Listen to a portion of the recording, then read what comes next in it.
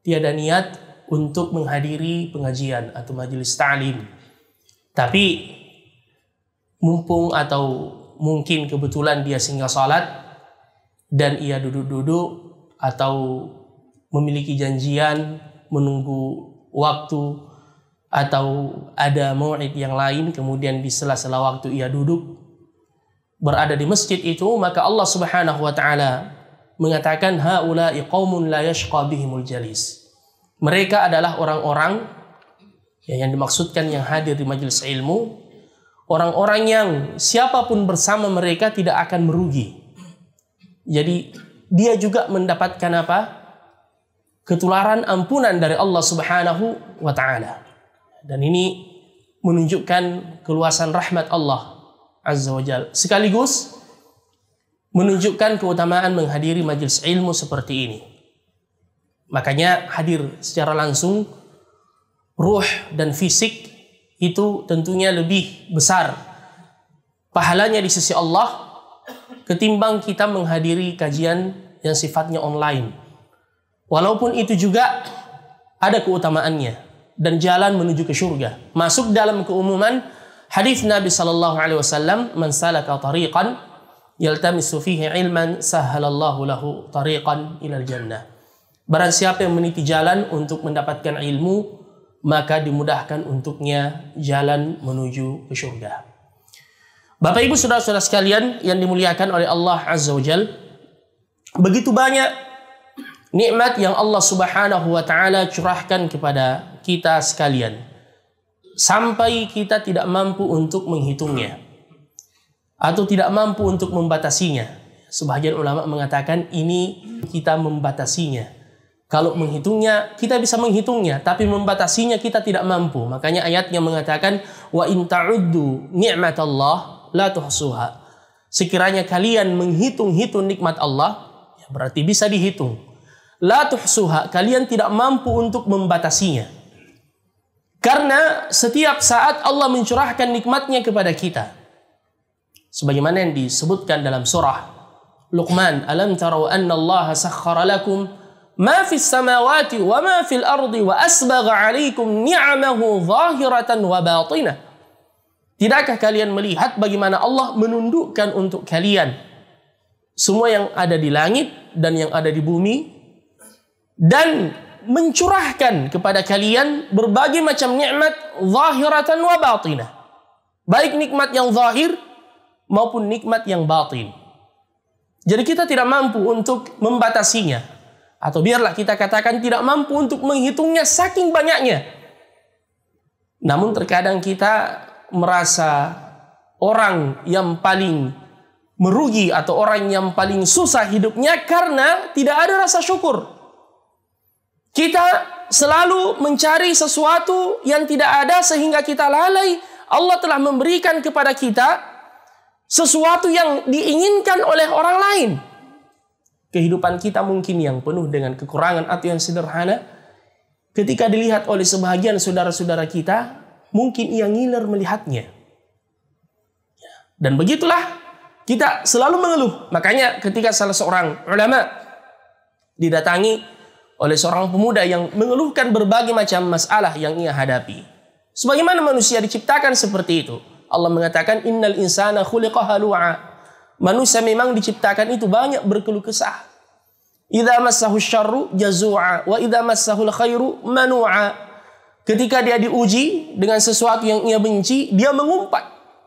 Dan ketika diberikan kebaikan, dia menjadi kikir dan bakhil, lupa kepada Allah Subhanahu wa taala. Orang ini kemudian berkata, ya, saya adalah orang yang kurang beruntung dan seterusnya.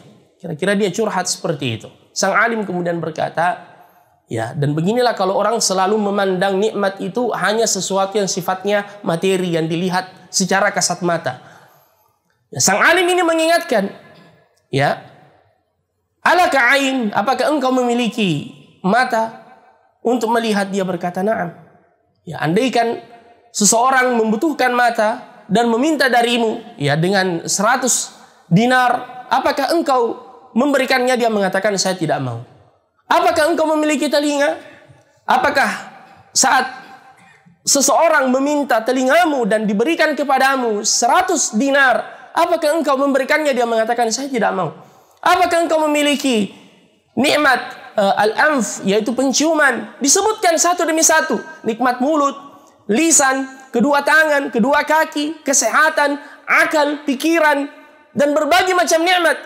Andaikan diambil darimu dan digantikan dengan sekian ribu dinar, atau bahkan berjuta-juta dinar, apakah engkau memberikannya? Dia mengatakan, saya tidak mau. Akhirnya sang alim ini mengatakan, subhanallah, beribu-ribu bahkan berjuta-juta dinar ada pada dirimu dan engkau masih berkeluh kesah. Subhanallah. Jadi Bapak Ibu saudara-saudara sekalian, tugas kita sebagai orang yang beriman harus banyak mensyukuri nikmat Allah yang zahir dan yang batin. Dan sebagaimana yang kita katakan tadi, kita terkadang cuma melihat yang zahir saja. Padahal ada nikmat yang sifatnya batin, yang tidak nampak. Ya, seperti yang kita rasakan saat sekarang ini, yaitu nikmatul iman dan hidayah. Petunjuk dari Allah Subhanahu wa taala.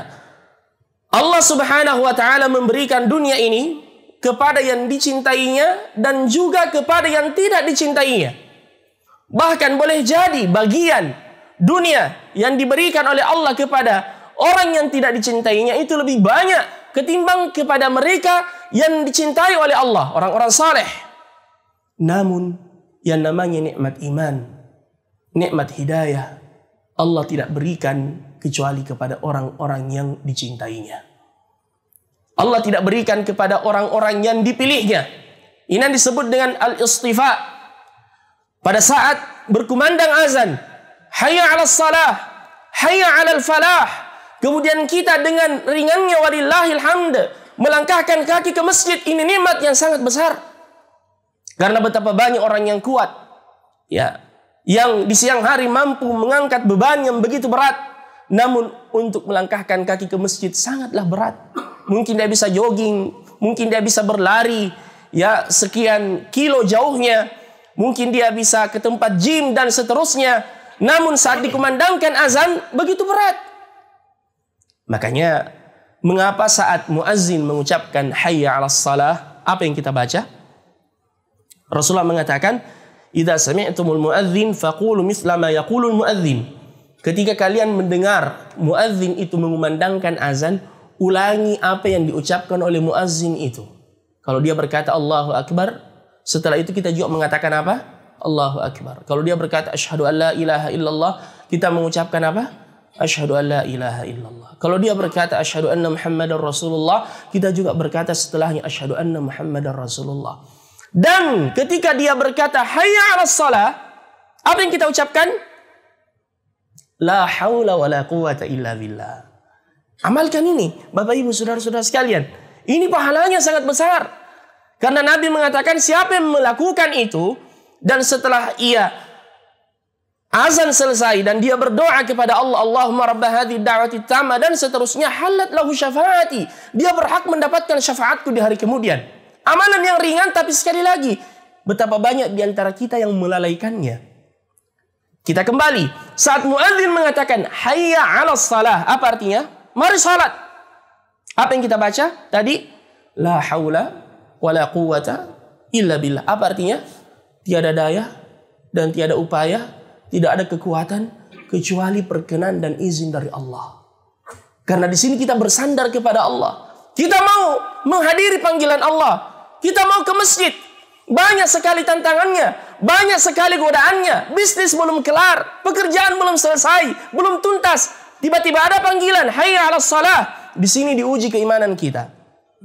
Dan di sini Allah memuji orang-orang yang seperti ini, ya, dan disemat dengan gelar rijal, lelaki-lelaki pilihan. Dalam surah An-Nur Allah mengatakan, fi buyutin adzinallahu an turfa'. Di rumah-rumah Allah yang diperintahkan untuk dimakmurkan. Wa yuzkaru fiha ismuh, disebut nama Allah di dalamnya. Yusabbihu lahu fiha bil ghuduwi wal asali rijalun la tulhihim tijaratu wala bai'un an dzikrillah wa iqamis shalah. Yaitu lelaki-lelaki pilihan yang tidak dilalaikan oleh perniagaan, perdagangan mereka, jual beli mereka untuk mengingat Allah dan mendirikan salat. Allahu Akbar. Makanya ketika dia melangkah ke masjid, Dia membaca la haula wala quwata illa billah. Ya, makanya amalkan ini. Kalau kita dengar azan, ucapkan la haula wala quwata illa billah. Renungkan maknanya. Ini memberikan kekuatan kepada kita. Karena kita mengembalikan kekuatan itu kepada Allah. Sebagaimana yang saya katakan tadi, ada orang di siang hari mampu mengangkat beban berkilo-kilo beratnya, tapi di waktu subuh, ya misalkan kita mengambil contoh, ya sarung atau selimut yang beratnya hanya beberapa ons, itu sulit sekali untuk diangkat dari tubuhnya. Karena syaitan yang menindisnya. Sebagaimana kata Nabi SAW, diikat oleh syaitan. Makanya sebelum kita tidur, berzikir agar syaitan tidak mengganggu kita. Wudu sebagaimana ajaran Nabi SAW agar malaikat menjaga kita. Amalkan ini, akan mudah bangun subuh biiznillah.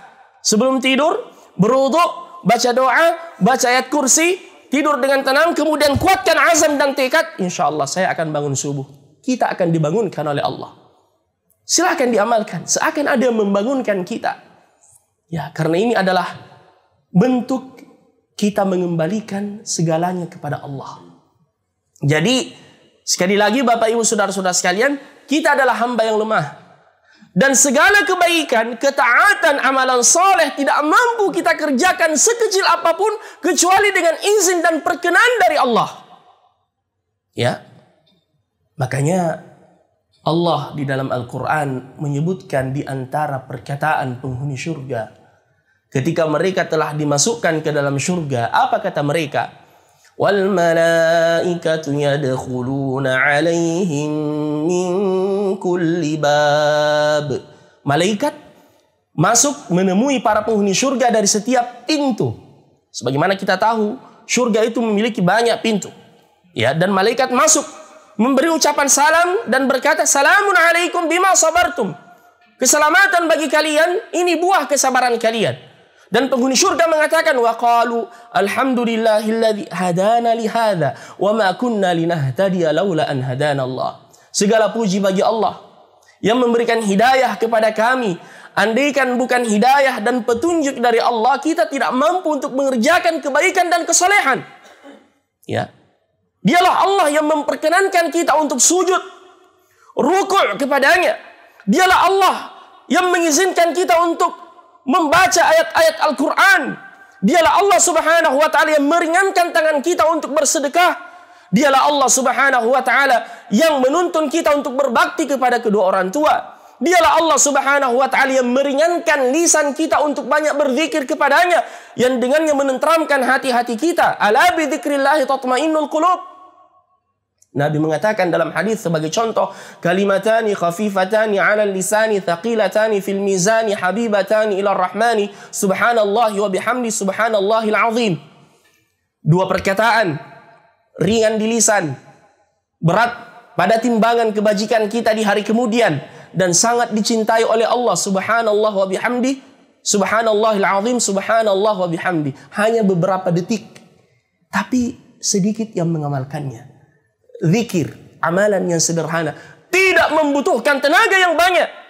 Kapanpun bisa kita mengerjakannya. Alladzina yadhkuruna Allaha qiyaman wa qu'udan wa 'ala junubihim. Yang berzikir kepada Allah dalam posisi berdiri, berjalan, duduk, berbaring, dimanapun kita berada. Ini amalan yang paling ringan dan sederhana. Namun, sudahkah kita termasuk orang yang disebutkan oleh Nabi, la yazalu lisanuka ratban bi dzikrillah? Biasakan lisanmu senantiasa basah dengan zikir kepada Allah.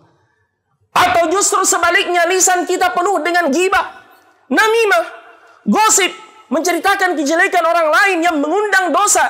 Sebagaimana kata Nabi SAW, innal abda la yatakallamu bil kalimah la yulqi laha balan yahwi bihan naru sab'ina kharifa. Boleh jadi ada seorang hamba terlontar dari lisannya sebuah perkataan yang ia anggap remeh, namun bisa menjadi sebab dia dijerumuskan ke dalam neraka, wa na'udzubillahi min dzalik. Makanya hiasi lisan kita dengan zikir kepada Allah Azza wa Jalla. Ya. Oleh karenanya Bapak Ibu Saudara-saudara sekalian, kepada Allah kita senantiasa meminta hidayah dan petunjuk. Kepada Allah kita senantiasa meminta al-istiqamah, keteguhan di atas petunjuk itu. Karena bukan cuma sekedar hidayah, karena banyak orang mengetahui bahwasanya ini benar namun tidak mampu mengerjakan kebenaran itu. Dia tahu bahwasanya ini tidak boleh dikerjakan tapi dia belum mampu meninggalkannya. Makanya ada doa yang diajarkan, Allahumma arinal haqqa haqqan. Ya Allah, tunjukkan kepada kami yang hak itu hak. Apakah sampai di situ doanya? Tidak, ada lanjutannya. Warzuqni tiba'ahu, dan berikan kepadaku petunjuk untuk mengikutinya. Sebaliknya, dan perlihatkan kepada aku arinal batila batilan, tunjukkan kepada aku yang batil itu batil, dan berikan kepada aku kekuatan untuk meninggalkannya.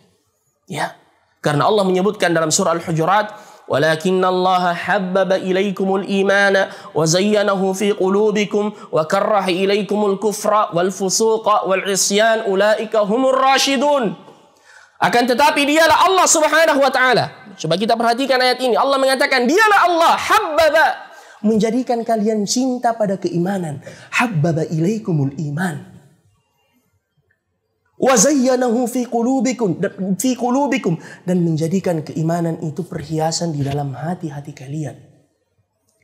Wa karraha ilaikum, dan menjadikan kalian benci pada apa? Wa karraha ilaikumul kufra, kepada kekufuran. Wal fusuqa, kefasikan. Wal isyan, dan kemaksiatan. Ulaika humur rasyidun. Mereka lah orang-orang yang mendapatkan hidayah dan petunjuk dari Allah. Saat Allah menyebutkan di dalam Al-Quran ciri orang yang beriman memakmurkan masjid-masjid Allah, innama ya'muru masajid Allah man amana billahi wal yawmil akhir wa aqama as-salah wa ata az-zakah wa lam yakhsha illa Allah fa'asa ulaika ayyakunu minal muhtadin. Sesungguhnya hanyalah orang-orang yang beriman kepada Allah yang memakmurkan masjid-masjid Allah, mendirikan salat di masjid-masjid Allah, mengeluarkan zakat dan tidak takut kecuali hanya kepada Allah. Di akhir ayat Allah mengatakan merekalah orang-orang yang mendapatkan hidayah dan petunjuk.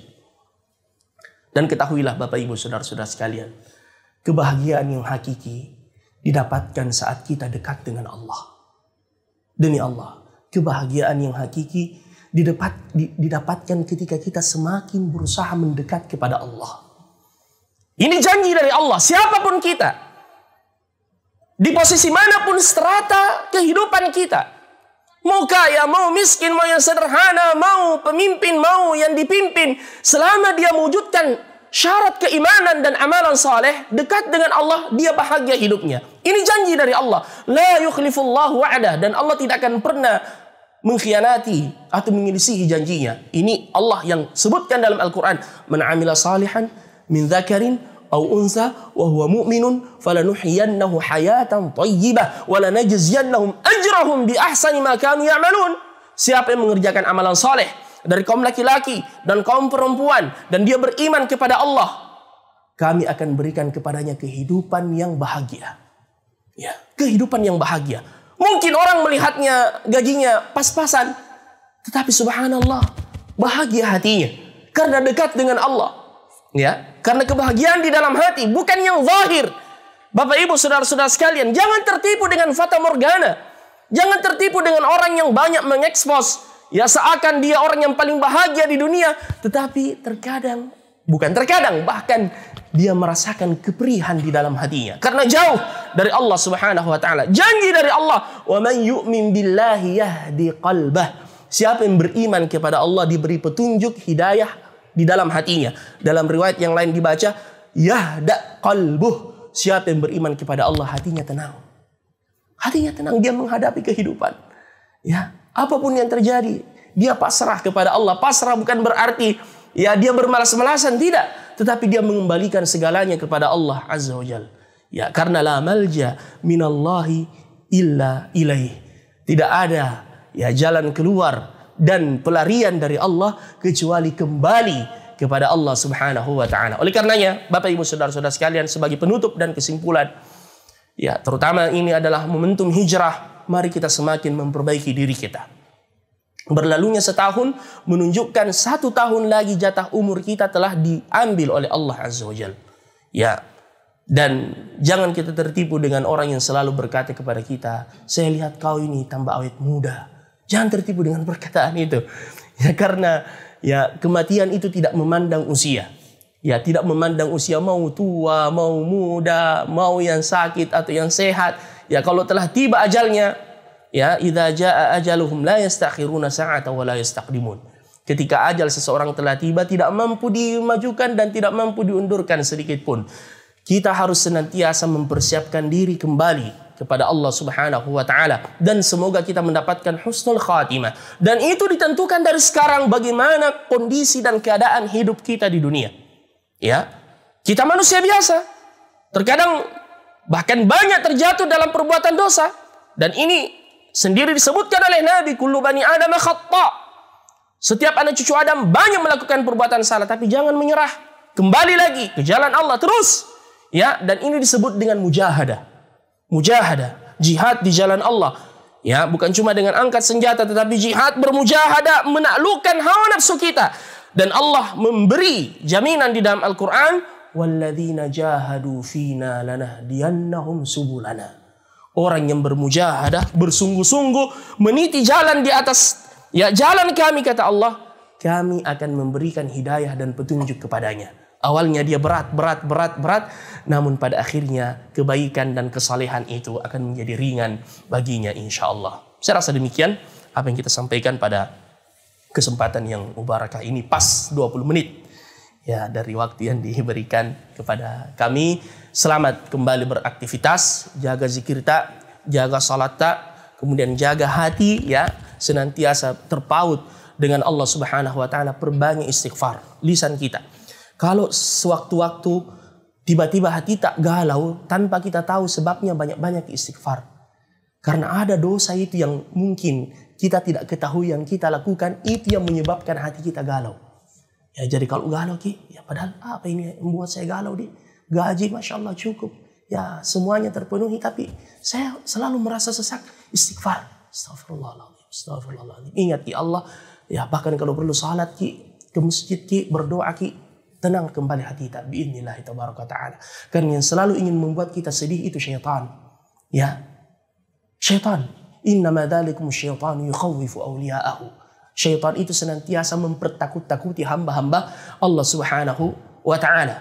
Jadi syaitan selalu membuat kita sedih, tapi Allah ingin memberikan ampunannya dan kebahagiaan kepada kita sekalian insyaallah. Demikian pengajian kita pada kesempatan ini. Sekali lagi jazakumullah khairan, syukran atas kesempatan ini Ustaz Kurni yang menodong kami. Baru 1 hari kami ada di Indonesia sudah langsung. Makanya mata saya ini masih mata Saudi sebenarnya. Ya, masih oleng-oleng rasanya. Ya, kayak masih di atas pesawat perjalanan yang ya dari Buraidah naik mobil ya, ke Riyadh, kemudian Riyadh menunggu beberapa jam lamanya naik pesawat dan sempat terjadi turbulensi hebat. Ya, sampai anak saya itu trauma naik pesawat, menangis dia di pesawat. Ya, dari Jakarta ke sini. Alhamdulillah, semoga semuanya ditulis sebagai amalan soleh. Namun keletihan itu langsung hilang ketika saya berada di hadapan antum sekalian. Ya, wajah-wajah yang bersinar dan bercahaya. Semoga harapan tadi kita dikumpulkan di surga Firdaus insyaallah. Demikian. Subhanakallahumma wa bihamdik asyhadu an la ilaha illa anta astaghfiruka wa atubu ilaik wa akhiru da'wana alhamdulillahi rabbil alamin. Assalamualaikum warahmatullahi wabarakatuh.